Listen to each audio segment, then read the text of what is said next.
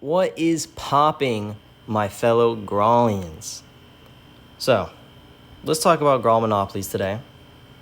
I'll go over what a Graal Monopoly is, why they form, how they operate, and why they're horrible for the game as a whole. So, what is a Graal Monopoly? Well, a Graal Monopoly is a guild that is formed by a group of people that come together to dominate the game in a specific community. Now, there are three main communities where monopolies can form: your sparring community, the towering community, and the event communities.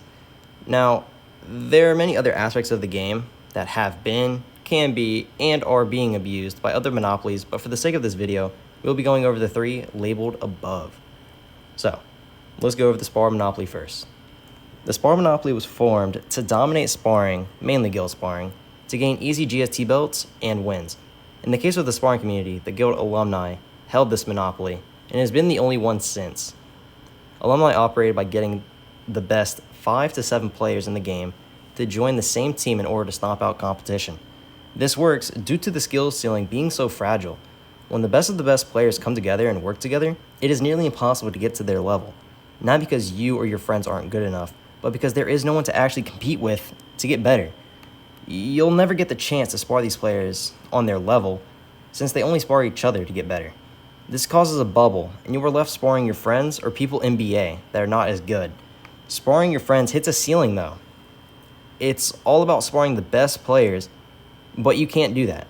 The only chance you get is every 3 months during GST, and you're not even knowing if you'll ever get the chance to spar them, since a better friend group might beat you, or you just face the monopoly in the beginning and you lose every chance of actually seeing them perform.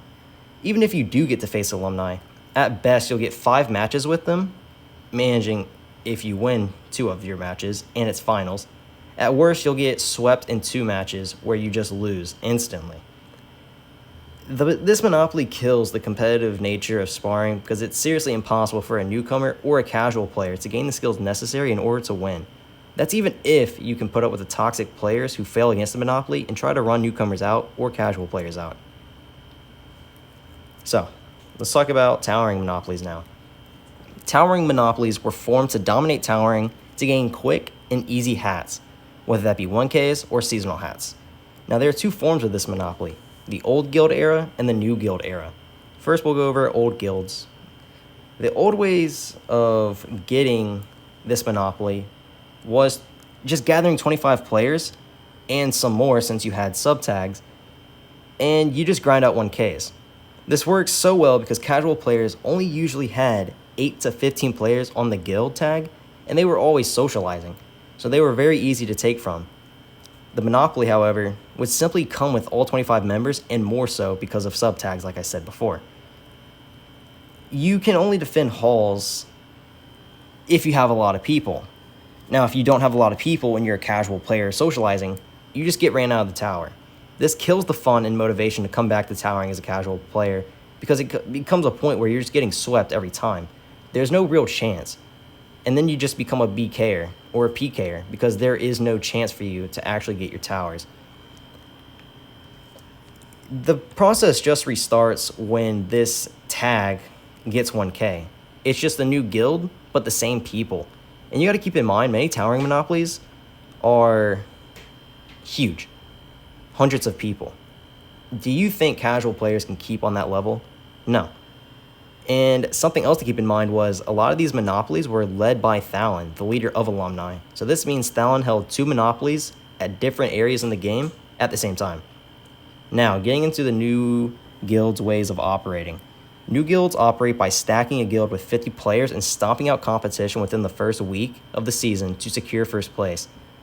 They make another guild with the same 50 players to get second place just to show dominance. Don't you see the fun in that? Neither do I. They repeat this process for the next season to come.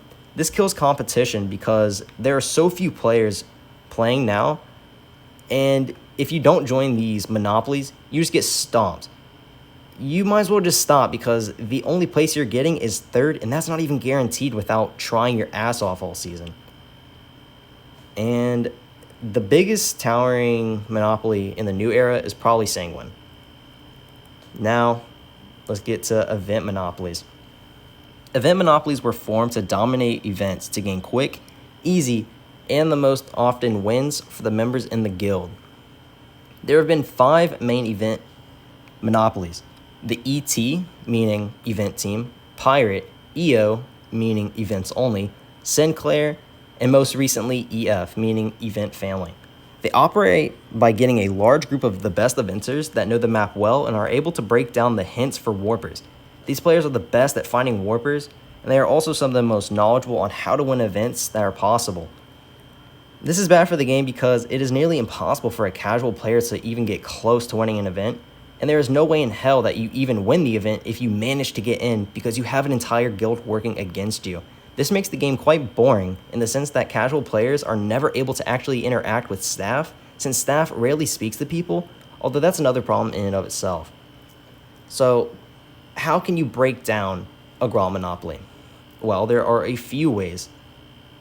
So, let's go over them. Now, there are many ways to break down a Graal Monopoly, but I think the best way is to actually make guilds have special properties and powers. While there may be many ways to do so, I will be going over 2 ways.